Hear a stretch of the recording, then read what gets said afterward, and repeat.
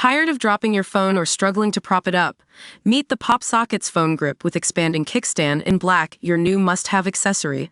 Don't miss out. Grab yours today. Click the link in the video description to shop now on Amazon.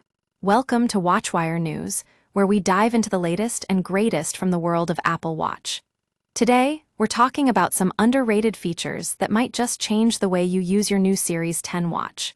Now, if you're like me, you upgraded to the Series 10 after years of holding out, and let me tell you, it's been a game changer.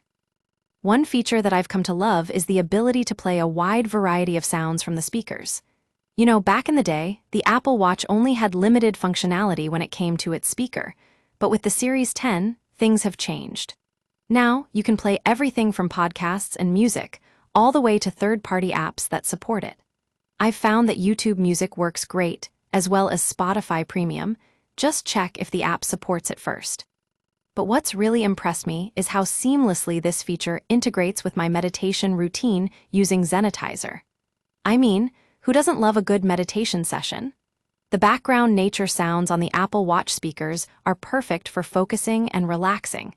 It's like having a mini audio system right on your wrist. Another feature that's caught my attention is the newly updated Photos watch face in watchOS 11.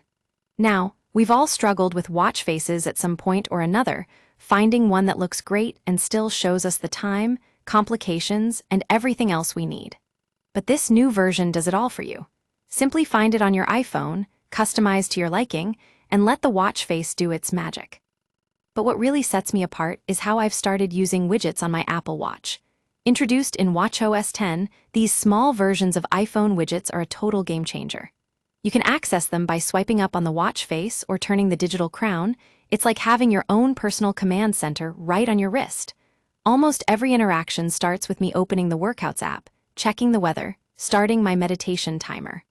The list goes on. Now, I do have one gripe about widgets: the limited space. With only up to 8 widgets and a complications shortcut widget at the top, it can be a bit limiting. But hey, Apple might just extend this limit in the next watchOS update, so fingers crossed. Lastly, we've got the humble double tap feature that's become super useful for me. You know, double tapping your screen to wake it up or pick up a call? It's not exactly revolutionary, but when you have your hands full, it can make all the difference. The good news is that this feature is available on Apple Watch Series 9 and higher, so everyone can enjoy the convenience. That's it for today's show.